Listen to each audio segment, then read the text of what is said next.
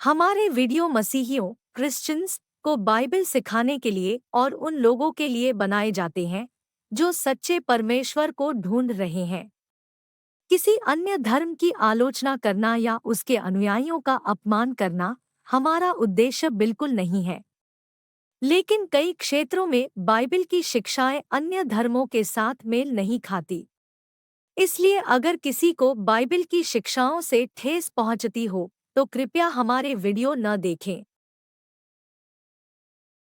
निर्गमन उसका 28 अध्याय और 41 वचन भाई पढ़े।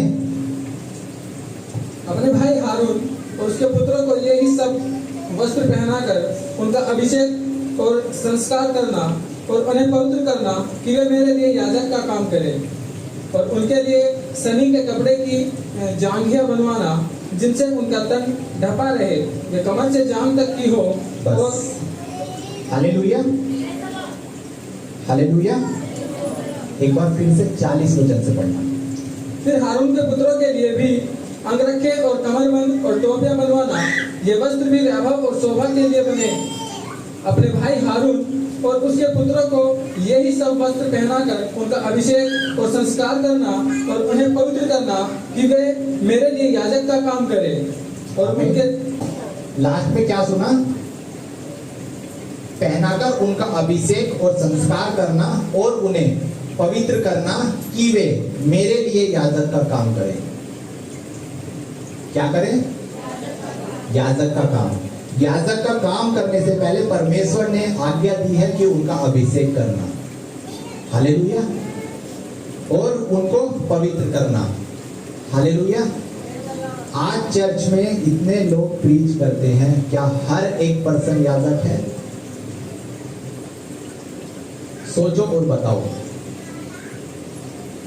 कलीसिया में पास्टर किसी को भी स्टेज पर आकर के खड़ा कर देते हैं कि हाँ ये आज का वचन सुनाएंगे, क्या वो याजक है? नहीं। याजक वो ही होगा जिसका परमेश्वर अभिषेक करेगा, हालेलुया।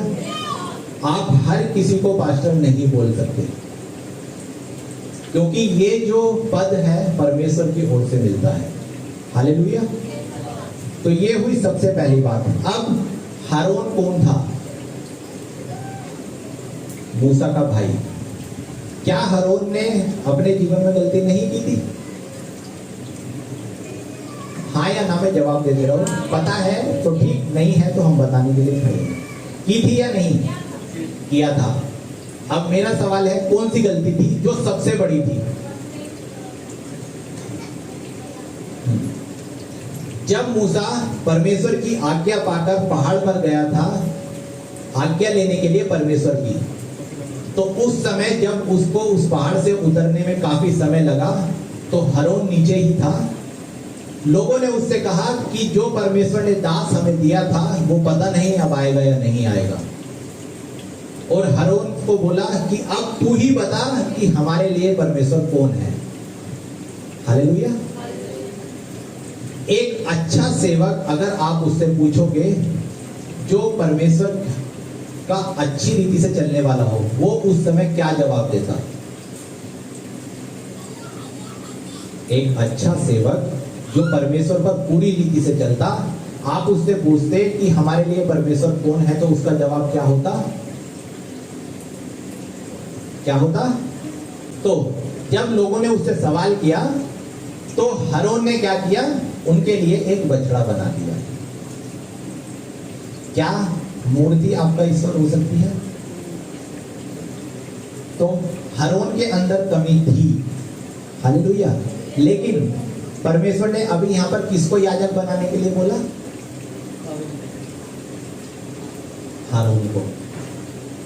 मेरा कहने का छोटा सा मतलब यह है, भले चाहे हमने कितने भी पाप किए हो, हालेलुया, परमेश्वर क्षमा करने वाला परमेश्वर है। हारून ने भले पाप किए होंगे, लेकिन अंत में उन्होंने कुछ ऐसा किया कि परमेश्वर ने उसके ही लोगों को अपना निज भाग बताया है, हालेलुया। हारून, उसका भाई मूसा, ये तो एक याजक की बात थी। और थोड़ा देख लेते हैं, उसके बाद में आप लोगों से एक सवाल और होगा।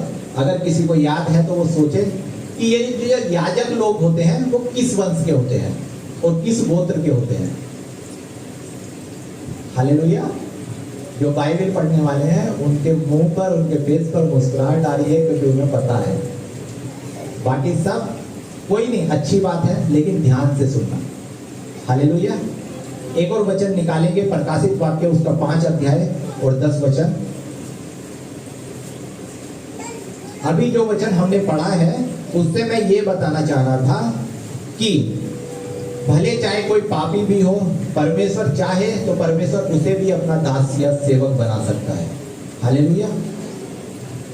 प्रकाशित वाक्य उसका 5वां अध्याय और 10 वचन। और उन्हें हमारे परमेश्वर के लिए एक राज्य और याजक बनाया, और वे पृथ्वी पर राज्य करते हैं। हालेलुया। क्या बनाया यहाँ पर परमेश्वर ने? उन्हें हमारे परमेश्वर के लिए एक राज्य और याजक बनाया, और वे पृथ्वी पर राज्य करते हैं। तो अब आप लोग समझ सकते हो कि याजक का पद जो है वो कितना बड़ा है। हालेलुया। पृथ्वी पर राज किसका है? शैतान का। हालेलुया। लेकिन उनके अपोजिट किसको परमेश्वर ने खड़ा किया है? याजक लोगों को। हालेलुया। 2 बात हो गई है। पहली बात क्या थी? परमेश्वर किसी को भी याजक बना सकता है, चाहे कितना भी बड़ा पापी हो, उसने कितनी भी गलती की हो। अब ये दूसरी बात, याजक को परमेश्वर ने शैतान के विरोध में खड़ा करके रखा है इस पृथ्वी पर। धीरे धीरे जब आगे बढ़ते रहेंगे ये सब बातें आप याद रखना, क्योंकि आगे जाकर के आपको कनेक्ट करनी पड़ेगी खुद से कि हाँ, हमने शुरू से हम लोग क्या सुनते हुए आ रहे हैं। हालेलुया। अब तीसरा वचन निकालेंगे, व्यवस्था विवरण उसका 10 अध्याय और 8 वचन, पेज नंबर 288 पर है।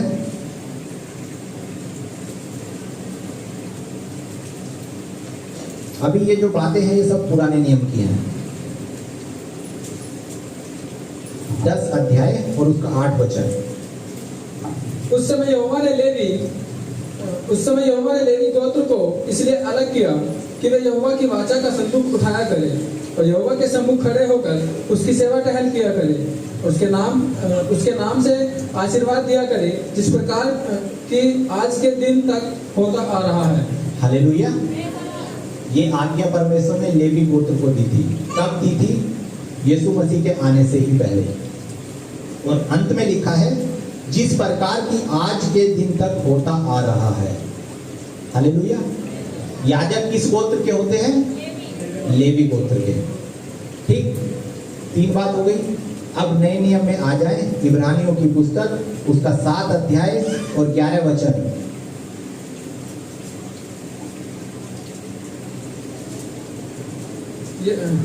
यदि लेवी याजक पद के द्वारा सिद्धि प्राप्त हो सकती, जिसके सहारे लोगों को व्यवस्था मिली थी, तो फिर क्या आवश्यकता थी कि दूसरा याजक मलकीसिदक की रीति पर खड़ा हो और हारून की रीति का न कहलाए। हालेलुया। यदि लेवी याजक पद के द्वारा सिद्धि प्राप्त हो सकती, परमेश्वर ने इतना सारा आदर भी दे दिया, और अब ये ताड़ना है कि याजक अगर कोई बन गया तो उस पद के द्वारा इंसान स्वर्ग नहीं जा सकता। हालेलुया।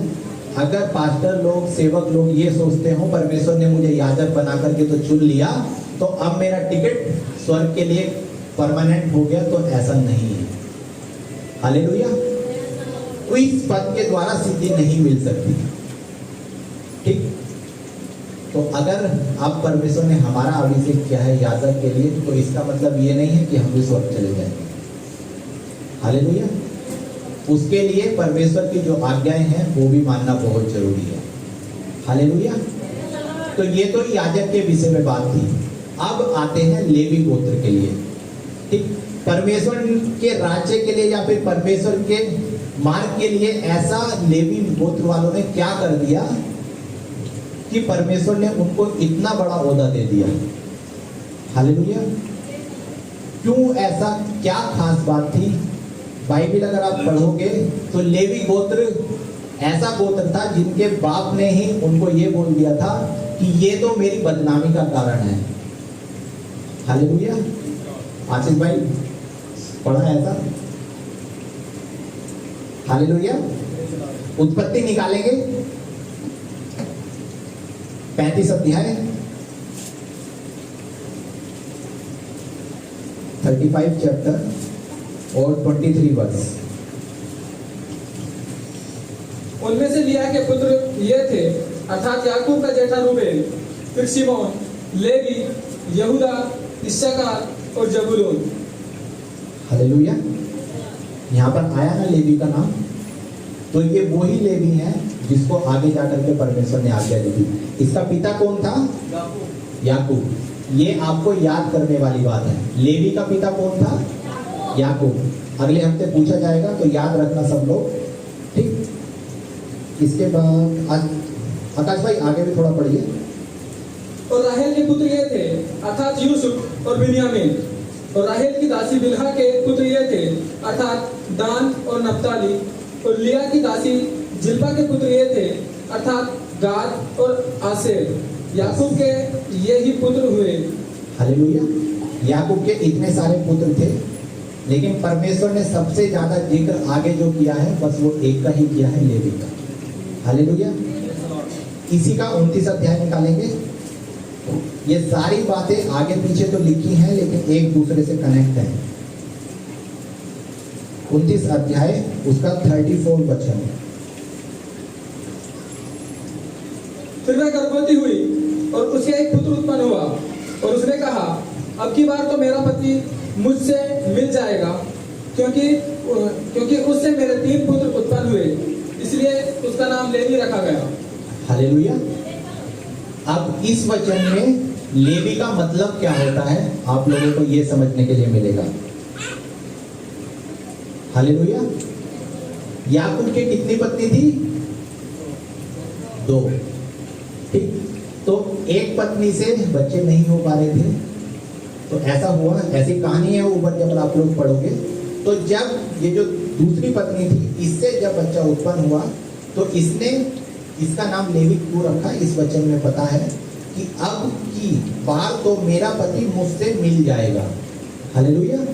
मतलब लेवी जब पैदा हुआ तो उसको आशा थी उसकी माँ को कि अब जो मेरा पति है वो मुझसे मिल जाएगा। तो लेवी जो वर्ड है, जो नाम है, उसका मतलब होता है लगाव। हालेलुया। क्या मतलब होता है? याद रखना, लास्ट में इसका आपको जरूरत पड़ेगी। जो आगे हम लोग आप वचन पढ़ोगे, लेवी का मतलब होता है लगाव, ठीक। इसके बाद फिर से अब हम आते हैं 34 अध्याय में, उसका 30 वचन से भाई पढ़ना। जब याकूब ने शिमोन और लेवी से कहा, तुमने जो इस देश के निवासी कनानियों और परिज्जियों के मन में मेरे प्रति घृणा उत्पन्न कराई है, इससे तुमने मुझे संकट में डाला है, क्योंकि मेरे साथ तो थोड़े ही लोग हैं, इसलिए अब वे इकट्ठे होकर मुझ पर चढ़ेंगे और मुझे मार डालेंगे, तो मैं अपने घराने समेत नष्ट हो जाऊंगा। उन्होंने कहा, क्या वह हमारी बहन के साथ वैश्य के समान बर्ताव करे? हालेलुया। अब ये वचन ध्यान से सुनना, क्या इन्होंने सही किया था या गलत, वो मैं अभी आपसे पूछूंगा। तब याकूब ने शिमोन और लेवी से कहा, तुमने जो इस देश के निवासी कनानी और पराय जातियों के मन में मेरे प्रति घृणा उत्पन्न कराई है, इससे तुमने मुझे संकट में डाला है, क्योंकि मेरे साथ तो ये थोड़े लोग ही हैं, इसलिए अब वे इकट्ठा होकर मुझ पर चढ़ेंगे और मुझको मार डालेंगे, तो मैं अपने घराने समेत नष्ट हो जाऊंगा। अब ये पिता बोल रहा था अपने बच्चों से, खास करके लेवी के बारे में सुन रहे हैं तो समझो कि लेवी को ये पिता बोल रहा था, याकूब। तो लेवी ने उत्तर दिया, क्या वह हमारी बहन के साथ वेश्या के समान बर्ताव करते? हालेलुया। याकूब की बेटी थी दीना, उसके भाई थे ये। तो कुछ लोगों ने जाकर के उसकी बहन के साथ गलत काम किया, तो उसके बदले में लेवी और उसके भाई शिमोन ने उस नगर के, जिस नगर के वे रहने वाले थे, वहां के पूरे लोगों को मार दिया। हालेलुया। ये जो आज के टाइम में जो ये काम होते हुए आ रहे हैं कि इसके साथ इसका रेप हो रहा है, इसका बलात्कार हो रहा है, ये अभी से नहीं चला रहा, पुराने समय से ये कहानी हो रही है। करने वाला शैतान। हालेलुया। तो जिसने ये किया, उस बहन के भाइयों ने उन लोगों को सबको मार दिया। तो पिता को ये डर था कि इन्होंने ये गलत कर दिया, क्योंकि उसका जो पिता था वो उस समय थोड़े लोग थे। ठीक है, तो यहाँ पर भी लेवी लोगों ने गलती की उसकी पिता के नजरों में कि हाँ, क्योंकि परमेश्वर बताता है कि किसी से लड़ाई झगड़े मत करना। हालेलुया। तो अब आप अपने नजरिए से सोचो कि उन्होंने जो लोगों को मारा, क्या वो सही किया या गलत? सही किया या गलत? अपने नजरिए से, बाइबल के नजरिए से नहीं, अपने नजरिए से सही किया। हालेलुया। लेकिन उसका पिता सोच रहा था कि उन्होंने ये गलत किया। हालेलुया। अब आगे जाकर के जब ये सब बात हुआ, अब एक और छोटा सा उदाहरण है। जब हरोन ने बछड़ा बनाया था, तो उस समय जब मूसा उस पहाड़ से उतर के आ गया, हरोन भी उस समय याजक था। हरोन जब आया नीचे, उसको देखा कि हाँ भाई ये अब इन्होंने बछड़ा बना लिया है, बाल की वेदी बना ली है, उसकी पूजा कर रहे हैं। तो मूसा उस समय के लेवी लोगों से बोलता है कि जो भी मेरी साइड है वो मेरी तरफ आ जाए। ठीक, तो सारे लेवी एक तरफ हो गए और दूसरे लोग एक तरफ हो गए।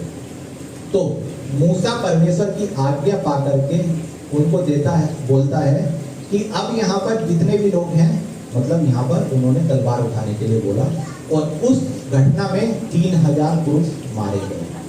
हालेलुया। अब एक बात बताओ कि याजक को ये करना शोभा देता है क्या? क्योंकि लेवी लोगों को परमेश्वर ने याजक बताया है। तो अगर परमेश्वर ये काम करा रहा है, क्योंकि लेवी लोगों के नजरिए से अगर हम सोचें तो किसी को मारना गलत है, क्योंकि परमेश्वर की आज्ञा है कि तू किसी का खून मत करना। लेकिन उसी समय परमेश्वर उन लेवियों को आज्ञा दे रहा है कि जिन्होंने गलत किया, जिन्होंने मेरे अलावा किसी को ईश्वर करके माना, उसको मार दो। तो अब ये घुमाने वाली बात है और आपकी सोच के ऊपर डिपेंड करता है कि आप इसे गलत समझते हैं या सही समझते हैं। हालेलुया। अब यहाँ पर दो पहलू हैं कि अगर परमेश्वर के नजरिए से देखें तो उन्होंने परमेश्वर की आज्ञाओं को तोड़ा, परमेश्वर ने हुक्म दे दिया कि इनको मार दो, तो ठीक है। संसार के नजरिए से देखें तो ये गलत था क्योंकि उन्होंने खून किया। हालेलुया। तो बाइबल में बहुत सी ऐसी बातें हैं जो आप सोच सकते हैं वो गलत भी हैं, लेकिन अगर पूरा उसको पढ़ेंगे, उसकी खोजबीन करेंगे, तो परमेश्वर के नजरिए से वो हर बात सच्ची है। हालेलुया। तो याजक लोगों को परमेश्वर आज्ञा भी देता है अपने लोगों को परेशान करने की। हालेलुया। हालेलुया। इसके बाद हम एक और वचन पढ़ेंगे, इसी उत्पत्ति में है अभी सब कुछ। 49 चैप्टर 49 अध्याय और उसका 5 और 7 वचन। सिमोन और लेवी तो भाई भाई हैं, उनकी तलवारें उपद्रव के हथियार हैं। हे मेरे जीव, उनके मर्म में न पड़। हे मेरी महिमा, उनकी सभा में मत मिल, क्योंकि उन्होंने कोप से मनुष्य को घात किया और अपनी ही इच्छा पर चलकर बैलों को पंगु बनाया। धिक्कार उनके कोप को जो प्रचंड था और उनके रोष को जो निर्दय था। मैं उन्हें याकूब में अलग अलग और इजराइल में तितर बितर कर दूंगा। आमीन। हालेलुया। जो सिमोन ने और लेवी ने किया था उस शहर के लोगों के साथ, तो उनका पिता ये यहाँ पर बयान कर रहा है कि उन्होंने क्या क्या किया था। ठीक, और लास्ट में जाकर के बोल देता है, धिक्कार उनके कोप को जो प्रचंड था और उनके देश को जो निर्दय था। मैं उन्हें याकूब में अलग अलग और इजराइल में तितर बितर कर दूंगा। हालेलुया। कौन कह रहा है? पिता अपने बच्चों के बारे में बोल रहा है कि मैं उन्हें इजराइल में तितर बितर कर दूंगा। हालेलुया। आज इसी घटना की वजह से लेवी लोग पूरे संसार में हैं। हालेलुया। नहीं तो वो इजराइल में ही बसे रह जाते। परमेश्वर ने इनसे ये काम कराया, कुछ योजना थी जिसके कारण ये जो याकूब जो ये सब चीजें बोल रहा है, ये भी परमेश्वर की तरफ से बोल रहा है, अपनी मर्जी से नहीं बोल रहा। लेकिन अभी तक इनको ये जो लेवी गोत्र था, ये पूरी तरीके से नहीं आया था कि परमेश्वर का सेवक इन्हीं में से होगा। ये तो इधर उधर बातें लिखी हैं। अगर आप शुरू से बाइबल पढ़ेंगे तो यहाँ तक अभी ये नहीं कहा गया कि लेवी जो गोत्र है वो परमेश्वर का चुना हुआ है। हालेलुया। तो यहाँ पर इन लोगों को लेवी जो याजक लोग हैं उनको तितर बितर करने वाला उनका खुद का पिता है। हालेलुया। अब आते हैं निर्गमन पे, जो इसका अगले ही पुस्तक है, उसका 6वां अध्याय और 16 वचन पहले पढ़ेंगे। लेवी के पुत्र जिनसे उनकी वंशावली चली उनके नाम ये थे, अर्थात गेरशोन, कहात और मरारी, और लेवी की पूरी अवस्था 137 वर्ष की हुई। हालेलुया। ये यहाँ पर आप घर जाकर के पढ़ना, लेवी के बारे में लिखा है कि उनकी वंशावली कहाँ तक थी, मतलब मूसा और हारून की वंशावली है ये, जहाँ पर आपको पता चल जाएगा कि लेवी लोग कौन थे। हालेलुया। तो ये वंशावली के बारे में थे। अब यहाँ से ये जो वंशावली है मूसा की, पहला याजक जो परमेश्वर के अनुसार चला, वो परमेश्वर से बात करने के लिए सीने पर्वत पर गया, तो उसका नाम परमेश्वर ने बताया है मूसा। तो मूसा किस वंश से था? लेवी वंश से। जब फिरौन ने उस समय के बच्चों को मारने के लिए आज्ञा दी थी, यही कहानी नए नियम में भी है और मूसा के समय में भी यही था कि उस समय के जितने भी बच्चे थे जो भविष्यवाणी के समय पैदा हुए होंगे, तो उनको मारने की आज्ञा दी थी। तो मूसा भी उन्हीं में उसी समान एक था, जैसे यीशु उस समय था, ऐसे मूसा भी था। तो मूसा को भी किसी कारणवश बचाया गया। लास्ट में जाकर के मूसा की परवरिश उसी जगह हुई जहां पर परमेश्वर ने सोचा। ठीक, अब इस घटना के पीछे क्या था, क्यों ये बचाया गया, वो यही वजह थी क्योंकि लेवी वंश से था और परमेश्वर ने इसको चुना था। हालेलुया। वजह यही थी, नहीं तो मूसा भी मारा जा चुका। उस समय कोई नहीं बचा था, बस एक मूसा ही था। जैसे यीशु मसीह बचा था उसी प्रकार मूसा बचा था कि हाँ, आगे इसको मिस्रियों के चुंगल से इजराइलों को बचाना था। हालेलुया।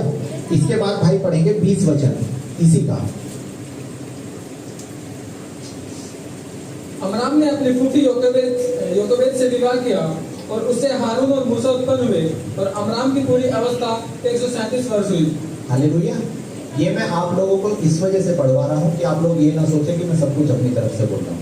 ठीक, लेवी की वंशावली चल रही है। कौन पैदा हुए? हारून और मूसा, दोनों लेवी थे। परमेश्वर ने उनको याजक बनाया, एक अच्छी रीति से चला और दूसरे ने बछड़ा बना दिया। हालेलुया। अब इसकी सजा, इसका मतलब ये नहीं है कि याजक है तो परमेश्वर उससे उसका हिसाब नहीं लेगा। हालेलुया। परमेश्वर ने इसकी सजा भी उसे दी। हालेलुया।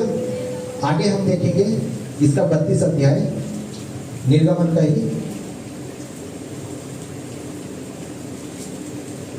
32 अध्याय और 1 से 6 वचन तक। जब लोगों ने देखा कि मूसा को पर्वत से उतरने में विलंब हो रहा है, तब वे हारून के पास इकट्ठे होकर कहने लगे, अब हमारे लिए देवता बना जो हमारे आगे आगे चले, क्योंकि उस पुरुष मूसा को जो हमें मिस्र देश से निकाल ले आया है, हम नहीं जानते कि क्या हुआ। हारून ने उनसे कहा, तुम्हारी स्त्रियों और बेटे बेटियों के कानों में सोने की जो बालियां हैं उन्हें उतारो और मेरे पास ले आओ। तब सब लोगों ने उनके कानों से सोने की बालियां को उतारा और हारून के पास ले आए।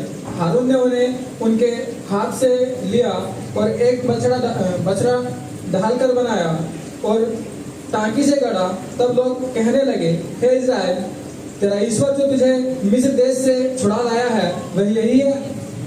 यह देख के हारून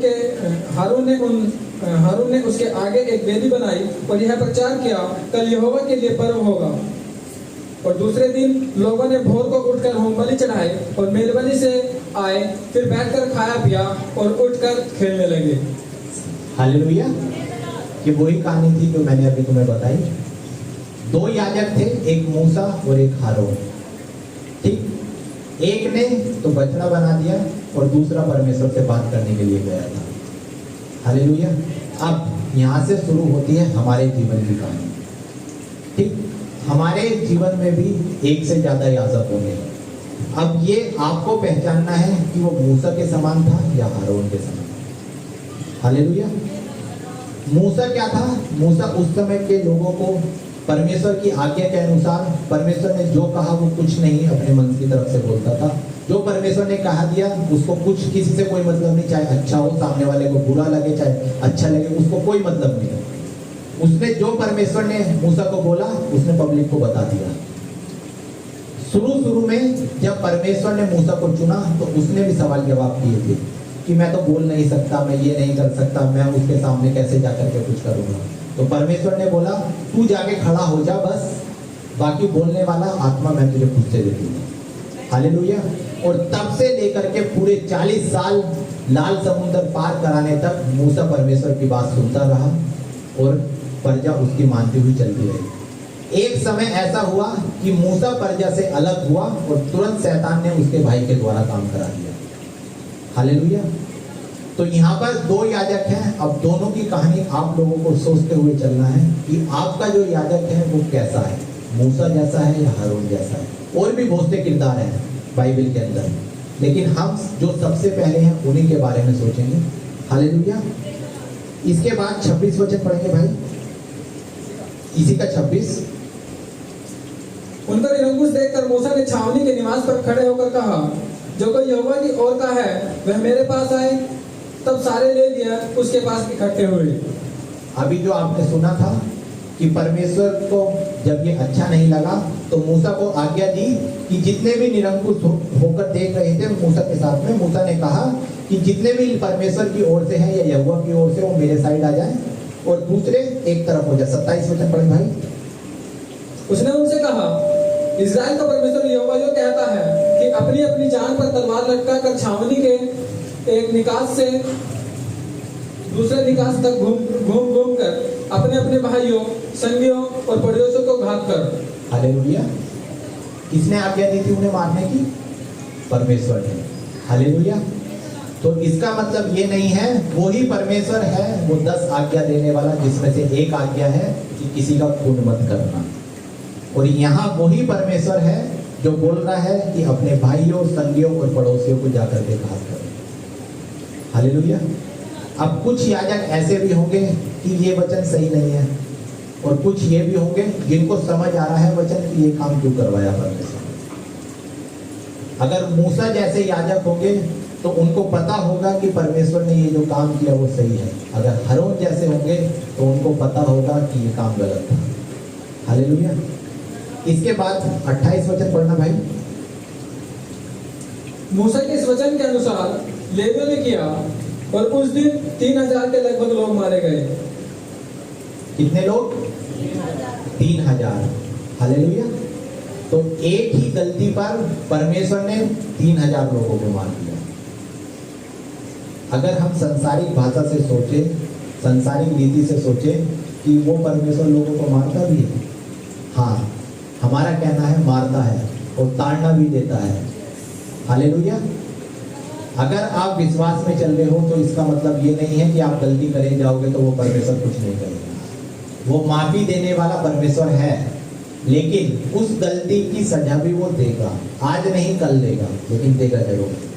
नहीं तो बाइबल बताती है कि वो न्यायी परमेश्वर है, ये वचन झूठा हो जाएगा अगर उसने न्याय नहीं किया। हालेलुया। आगे गिनती की पुस्तक, मुझे और कुछ भी कहानी आपको नहीं बतानी। ये सारी बातें मैं वचन पढ़वा इस वजह से रहा हूं कि आप लोग समझे कि सब बातें बाइबल में लिखी है। कोई ये बोलता है कि हमें तो पता नहीं था, ऐसा नहीं था। अगर तुम्हारे पास बाइबल है और पढ़ना जानते हो तो आप लोग हर एक बात जो इस बाइबल को पढ़ने वाला नहीं जानता उस बात का अंत के समय में गुनहगार ठहरेगा। क्योंकि परमेश्वर अंत में यही बोलेगा, मैंने तुझे वचन भी दिया, बाइबल भी दी, लेकिन तुझे नहीं पता तो मैं क्या करूं। हालेलुया। सपोज करो किसी को पढ़ना नहीं आता, उसकी अलग बात है, क्योंकि वो नहीं जानता। जो जानता है फिर भी ये बातें उसको नहीं पता तो वो अंत के समय में गुनहगार ठहरेगा। हालेलुया। गिनती उसका 3 अध्याय 5 से 11 वचन तक। लेवी याजकों की जो सेवा है ये उसके बारे में। अब आप सोचते चलना, क्योंकि मैंने 2 किरदार आप लोगों को दिए हैं, एक मूसा का और एक हारून का, ठीक है। और इसी प्रकार 2 सेवक या फिर 2 से ज्यादा सेवक भी हो सकते हैं आपके जीवनों में, तो कौन सा अच्छी रीति से चल रहा है या फिर आपको चला रहा है, ये आपको चुनना है। हालेलुया। परमेश्वर जबरदस्ती किसी के साथ नहीं करता। उसने हम सबको खुला छोड़ा है कि तुम्हें जो करना है करो, मुझे मानना है मानो, मुझे नहीं मानना मत मानो, लेकिन चुनाव सब हमारे हाथ में है। हालेलुया। भाई पढ़े। फिर यहोवा ने मूसा से कहा, लेवी गोत्र वालों को समीप ले आकर हारून याजक के सामने खड़ा कर कि वे उसकी सेवा टहल करें। जो कुछ उसकी ओर से और सारी मंडली की ओर से उन्हें सौंपा जाए उसकी रक्षा वे मिलाप वाले तंबू के सामने करे। इस प्रकार वे तंबू की सेवा करे। वे मिलाप वाले तंबू के कुल सामान की और इजरायलियों की सौंपी हुई वस्तुओं की भी रक्षा करे। इस प्रकार वे तंबू की सेवा करे। और तू लेवियों को हारून और उसके पुत्रों को सौंप दे, और वे इजरायलियों की ओर से हारून को संपूर्ण रीति से अर्पित किए हुए हों, और हारून और उसके पुत्रों को याजक के पद पर नियुक्त कर। और हालेलुया। हालेलुया। हारून ने गलती की थी, लेकिन फिर भी परमेश्वर उसे आज्ञा दे रहा है कि हारून को याजक के पद पर नियुक्त कर। हालेलुया। लेकिन जो मूसा था उस समय, अब हारून का वो कैरेक्टर वहां से चेंज हो गया। हारून को याजक तो बनाया, लेकिन परमेश्वर ने उससे अधिकार छीन लिया कि तू मेरे मिलाप वाले तंबू के अंदर जो परम पवित्र स्थान है वहां पर एंट्री नहीं कर सकता। हालेलुया। जब तक उसने गलती नहीं की थी वो परमेश्वर से खुली बात कर सकता था, लेकिन परमेश्वर ने उससे बात करने का अधिकार छीन लिया। उसकी एक छोटी सी गलती परमेश्वर को वो देख ही नहीं पा सकता था। क्योंकि पुराने समय में ऐसा होता था, आज के समय में तो चर्च हो गया। पुराने समय में परमेश्वर ने एक जगह ऐसी ठहराई थी जिसको मिलाप वाला तंबू बोला जाता था। उसमें कुछ कुछ भाग होते थे कि यहाँ पर जो इतना जो पोर्शन है वहां पर ये लोग रह सकते हैं, ये लोग जा सकते हैं, इतनी जो जगह है यहाँ पर ये लोग जा सकते हैं। उसके अंदर एक परम पवित्र स्थान होता था जहां पर बस केवल और केवल याजक लोग जा सकते थे। हालेलुया। अगर उसके अलावा, याजक के अलावा कोई उसके अंदर गया तो वो वहीं खुद ब खुद मर जाता था। हालेलुया। सपोज करो अगर याजक के जीवन में कोई गलती है और उसने उस मिलाप वाले तंबू में जो परम पवित्र स्थान है वहां जाकर के कदम रख दिया तो वो वहीं मर जाएगा। हालेलुया। आप सोचो कि मैं आपको एक जगह जाने के लिए बोल रहा हूं और मैंने कहा अगर तेरे जीवन में थोड़ा सा भी गुनाह है तो तू उस जगह पर नहीं जाना। हालेलुया। एक संसारिक सोच वाला इंसान सोचेगा इसके बोलने से क्या होता है, जाके देखेंगे क्या। लेकिन उस समय ऐसा नहीं था। अगर ऐसा बोला गया तो वो होता था। हालेलुया। आज के समय में याजक लोग कैसे भी हों, उनको कोई डर नहीं है कि वो स्टेज पर जा रहे हैं, उस परम पवित्र स्थान पर जाकर के खड़े होंगे, क्या वो अपने जीवन को जांचते हैं या नहीं। अगर वही पुराने नियम वाला समय आज भी चलता होता तो आज जो याजक होते वो डर भय से चलते। हालेलुया। मैं हर एक याजक के विषय में नहीं बोल रहा, बस उनके विषय में बोल रहा हूं जो ऐसा करते हैं। अगर वही समय आज भी चलता होता तो क्या जो इधर उधर की बातें करने वाले या फिर पूरी रीति पर ना चलने वाले याजक परमेश्वर के सम्मुख जा पाते। इस समय नए नियम में आकर के यीशु मसीह ने बहुत से गुनाह ऐसे हैं जो उसने माफी के योग्य बना दिए, लेकिन पुराने नियम में ऐसा नहीं था। तो उसी बातों का फायदा उठाते हुए आज के समय में बहुत से याजक हैं, किसी का कोई पर्टिकुलर नाम नहीं है, बहुत से ऐसे याजक हैं जो पूरी रीति से नहीं चल रहे होंगे। शायद उनमें से हम भी हो सकते हैं। हालेलुया। परमेश्वर का वचन ये भी बताता है कि तुम्हें किसी भी के ऊपर उंगली उठाने का अधिकार नहीं है। हालेलुया। चाहे परमेश्वर का याजक कैसा भी हो, हम उसका न्याय करने के योग्य नहीं है। हालेलुया। अगर तुम्हें लग रहा है कि मैं गलत हूं तो ठीक है, मुझसे दूर हो जाओ, लेकिन तुम्हारा कोई अधिकार नहीं कि तुम मुझे कुछ भी कह दो। हालेलुया। तो ये बातें छोटी छोटी बातें हैं जो गलतियां हमारे जीवन में कराती हैं और जिनके कारण परमेश्वर की उलाहना, परमेश्वर की ताड़ना हमारे जीवन में पड़ती है। अगर आपको लग रहा है परमेश्वर का दास है वो अच्छा नहीं है तो चुपचाप उस जगह को छोड़ दो। चाहे भले वो ये हो चाहे कोई भी हो। हालेलुया। क्योंकि इसका जो भी न्याय है, सपोज करो मैंने कोई गलती की, उसका न्याय परमेश्वर करेगा। तुम्हें यह अधिकार नहीं है कि तुम मेरा न्याय करो। हालेलुया। तुम्हें अच्छा नहीं लग रहा, हमारी बातें अच्छी नहीं लगी, चुपचाप चले जाओ, कोई बात नहीं, परमेश्वर आपको आशीष ही देगा। लेकिन अगर किसी के सामने जाकर के गुड़गुड़ाओगे तो परमेश्वर बदला लेगा। हालेलुया। एक बात ऐसी ही थी मूसा के जीवन में हुआ। मूसा से कोई गलती होगी, उसकी बहन ने उंगली उस पर उठाने शुरू कर दी। हालेलुया। तो परमेश्वर ने उसकी सजा उसे दी। परमेश्वर ने कहा तू कौन है। जैसे कि मैंने बताया कि बाइबल में दोनों तरीके की बातें दिमाग में आती है अगर हम वचन पढ़ेंगे, कि ये सही भी है और गलत भी है। तो उसी तरह मरियम के जीवन में भी ऐसी बात आई, उसको लगा ये गलत था, लेकिन परमेश्वर ने उसे चिताया कि इसने जो कुछ भी किया वो मेरी इच्छा थी, तुझे भले गलत लग रही होगी। तो परमेश्वर ने उस बात की उसे सजा दी। हालेलुया। तो मैं इसी वजह से सिखाने के लिए बोल रहा हूँ, इन फ्यूचर, अभी आप नए नए हो कोई बात नहीं, आगे जाकर के आपको वचन का ज्ञान होगा तो ये गलतियां मत करना। हालेलुया। हालेलुया। इसके बाद ये हो गया 3:11 गिनती में गिनती। फिर यहोवा ने मूसा से कहा, सुन, इजरायली स्त्रियों के सब पहलौठे की संगति में इजरायलियों में से लेवियों को ले लेता हूँ, इसलिए लेविय मेरे ही हो। आगे, सब पहलौठे मेरे हैं, क्योंकि जिस दिन मैंने मिस्र देश में के सब पहलौठों को मारा, उसी दिन मैंने क्या मनुष्य क्या पशु इजरायलियों के सब पहलौठों को अपने लिए पवित्र ठहराया, इसलिए वे मेरे ही ठहरेंगे, मैं यहोवा हूँ। हालेलुया। अब यहाँ से एक गवाही सुनना आप लोग। परमेश्वर ने यहाँ पर बोला है कि जितने भी पहलौठे हैं, पुराने नियम में स्त्रियों की गिनतियां नहीं होती थी। हालेलुया। परमेश्वर पुरुषों की गिनती करता था, और नए नियम में भी यीशु मसीह ने ऐसा ही किया, क्योंकि 5000 लोगों को भीड़ को खिलाया, वहां पर भी पुरुषों की काउंट थी। तो स्त्रियां बुरा ना माने, पुराने नियम में पुरुषों की परमेश्वर गिनती करता था, और परमेश्वर ने कहा कि जितने भी पहलौठे होंगे वो मेरे ही होंगे। हालेलुया। क्योंकि जब मिस्र पर 10वीं विपत्ति पड़ी थी कि सबके पहलौठे मार दिए जाएंगे, तो परमेश्वर ने वहां कुछ आज्ञा दी थी कि अब से जितने भी पहलौठे होंगे उन्हें मैं बचाऊंगा और वो मेरे लिए होंगे। ठीक, अब ये जो मैं गवाही दे रहा हूँ वो मेरे जीवन की है। हालेलुया। मेरी इच्छा नहीं थी कि मैं याजक बनूं, शुरू से लेके अंत तक भी ये इच्छा नहीं थी। मैं चाहता था कि मेरा छोटा भाई पास्टर बने, वो परमेश्वर की सेविकाएं करे। हालेलुया। तो हम दोनों परिवार में कौन पहलौठा होगा परमेश्वर का? हालेलुया।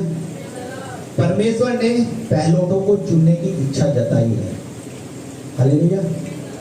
जब हमारा ऑर्डिनेशन हो रहा था तो वहां पर पास्टर सोनाली थी, उन्होंने वहां बोला कि ये वही पर्सन है जो हर बार ना ना ना ना ना ना करता था, और परमेश्वर ने खुद ब खुद यहाँ ला करके इसको खड़ा कर दिया। हालेलुया।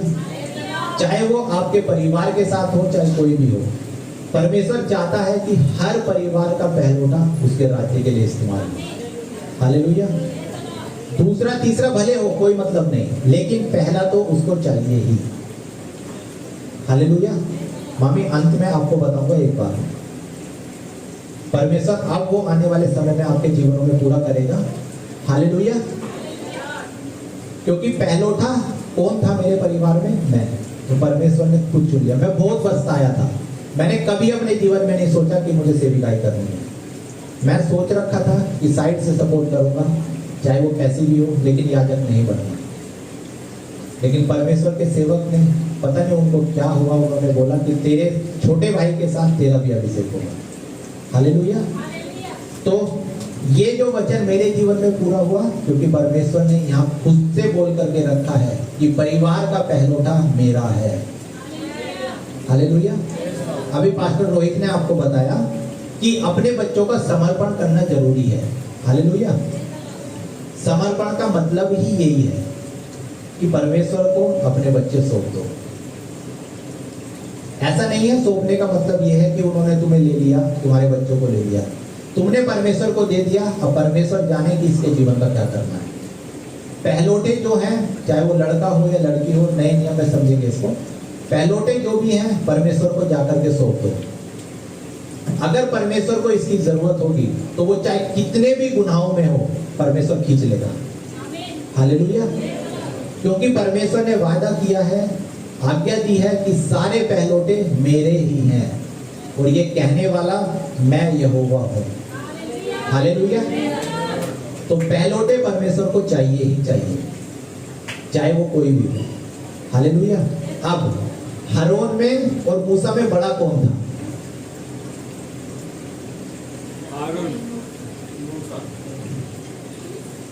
बाइबल पढ़ने वाले बताएंगे हारून और मूसा में बड़ा कौन था?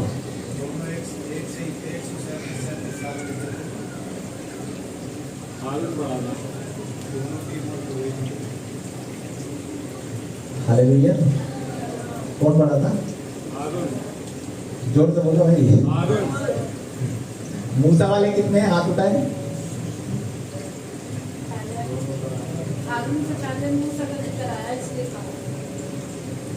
मूसा वाले कौन है कि मूसा बड़ा था या हारून बड़ा था? हाँ, मूसा बड़ा था। और हारून वाले कितने हैं?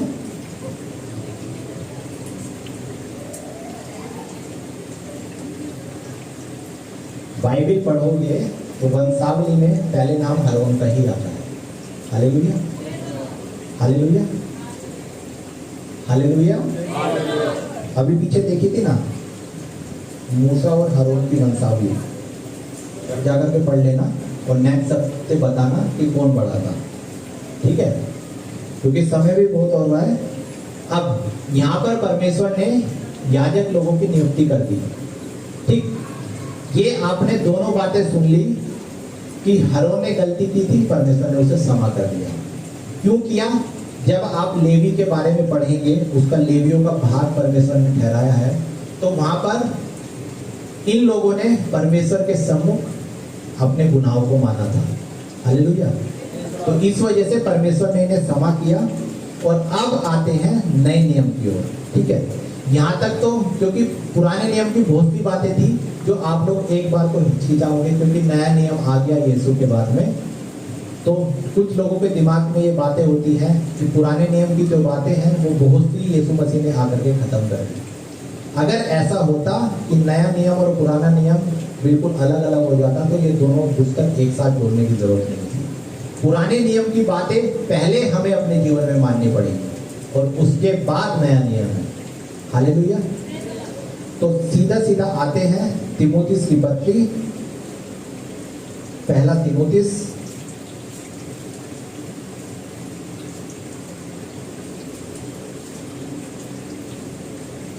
उसका 3 अध्याय। आकाश भाई इसका हेडिंग पढ़ के बताना क्या है? कलीसिया में अध्यक्ष, बिशप। हालेलुया। ये जो तीमुथियुस की पत्री है, इसमें हमें कैसा होना चाहिए, हमारा याजक कैसा होना चाहिए, और जो वर्शिप करते हैं, जो आराधक हैं, वो कैसे होने चाहिए, और विश्वासी के लिए क्या जिम्मेवारी है, इन 2 पुस्तकों में ये सब कुछ परमेश्वर ने खोल खोल कर लिखा है। हालेलुया। मामी आप पढ़ने वाले नहीं हो तो चिंकित तुम्हारा आज जाकर के यही काम है कि मामी को ये पढ़ करके सुनाना। ठीक, क्योंकि ऐसा ना हो कि अंत के समय में परमेश्वर मामी जी से पूछे कि तुझे ये बातें पता थी और मामी बोले नहीं। हालेलुया। तो हर एक वचन जो पढ़ने वाला नहीं है उसको सुनने की कोशिश करनी चाहिए। हालेलुया। तो अभी तक मैंने 2 किरदार आपको दिए हैं कि हारून और मूसा। अब आप जो हम पढ़ने वाले हैं इससे डिसाइड करना कि हमारा जो सेवक है वो कैसा होना चाहिए, हारून जैसा या मूसा जैसा। भाई पढ़े। हाँ, यह बात सत्य है कि जो अध्यक्ष होना चाहता है वह भले काम की इच्छा करता है। यह आवश्यक है कि अध्यक्ष निर्दोष और एक ही पत्नी का पति, संयमी, सुशील, सभ्य, अतिथि सत्कार करने वाला और सिखाने में निपुण हो, फैक्टर या मारपीट करने वाला न हो, वरन कोमल हो, और न झगड़ालू और न धन का लोभी हो, अपने घर का अच्छा प्रबंध करता हो और अपने बाल बच्चों को सारी गंभीरता से अधीन रखता हो। जब कोई अपने घर ही का प्रबंध करना नहीं जानता हो तो परमेश्वर की कलीसिया की रखवाली कैसे करेगा? फिर यह है कि नया चेला न हो, ऐसा न हो कि अभिमान करके शैतान का सा दंड पाए और बाहर वालों में से उसका सुनाम हो। ऐसा न हो कि निंदित होकर शैतान के फंदे में फंस जाए। हालेलुया। कुछ समझ आया अभी कि याजक कैसा होना चाहिए? ये परमेश्वर ने साफ साफ लिखा है। मैं पढ़ता हूँ, यह बात सत्य की है कि जो अध्यक्ष होना चाहता है वह भले काम की इच्छा करता है। हालेलुया। जो याजक बनना चाहता है वो ऐसा होना चाहिए कि उसके जीवन से भले ही काम होने चाहिए। अब दूसरा, यह आवश्यक है कि अध्यक्ष निर्दोष और एक ही पत्नी का पति, संयमी, सुशील, सभ्य, अतिथि सत्कार करने वाला और सिखाने में निपुण हो। हालेलुया। अगर इनमें से एक भी बात उस सेवक के अंदर नहीं है तो वो परमेश्वर का सेवक नहीं हो सकता। हालेलुया।